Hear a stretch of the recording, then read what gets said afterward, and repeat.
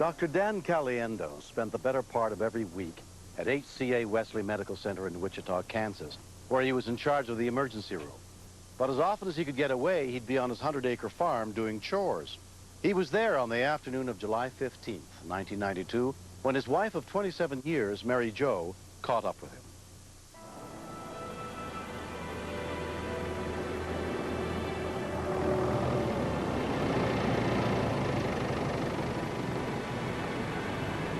I pulled up beside him to ask him what he was doing, and he said he was getting ready to take a bale of hay down to a friend of ours. You want to go? I said, I'll go with you if you wait for me. It was hot that day, and I wanted to go home and change clothes.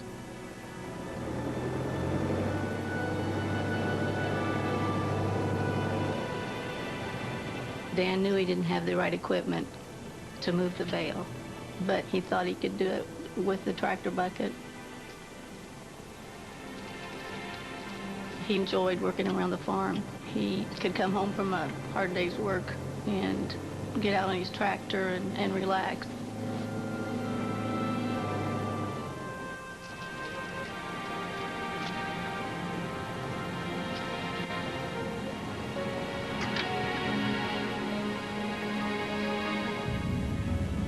When I was coming back, he was starting to raise the tractor bucket up.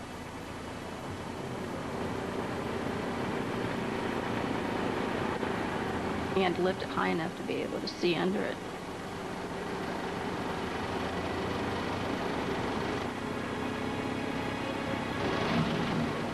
I have heard they weigh anywhere from 900 to 1,200 pounds. But these bales were really wet, which made them twice as heavy.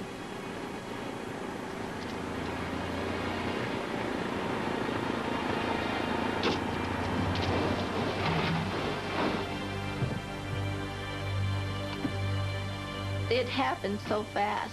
I don't think I realized how bad it was until I got up to him. He was having trouble talking, and I kept saying, I'm sorry, but I can't understand what you're saying. And he kept trying, and on about the 5th try, I finally caught what it was, and he was telling me he wanted me to kiss him goodbye. He thought he had punctured his aorta, and he just knew he was bleeding to death. I didn't want him to die alone. I didn't know, should I run for help or should I stay there with him? But I could tell what he was wanting me to do.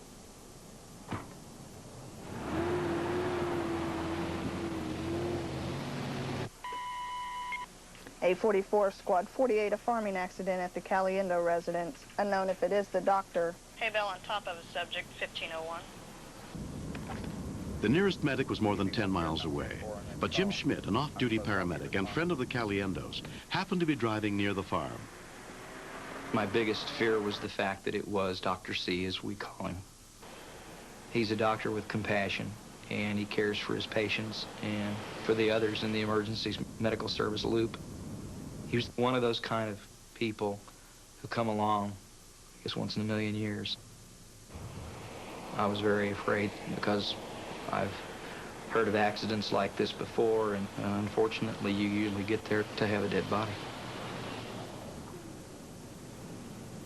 I was afraid he might have died while I was gone for help. My heart was pounding so hard that it felt like it was up in my throat. But he was still hanging on. He could not sit up by himself. He said, well, the first 25 years was great. And I said, well, the next 25 years is going to be good, too. From 50 feet away, you could see the death grip that he had on the steering wheel. I don't think that he really recognized who I was. Tell me where you're hurt. He said, I've severed my spinal cord. That was the coldest, just heart-wrenching feeling I've ever had. I looked under his shirt. The spinal column was broken and separated totally off to one side. In 15 years of being a paramedic, I've never seen anything like that. I realized that if this is how bad the back is, broken ribs could have punctured any number of vital organs inside. EP1 Sheriff, advise 801 we need life watch launched immediately. When we continue, He was starting to have some difficulty in breathing. It ran through my mind that we've got a person that's going into deep, irreversible shock.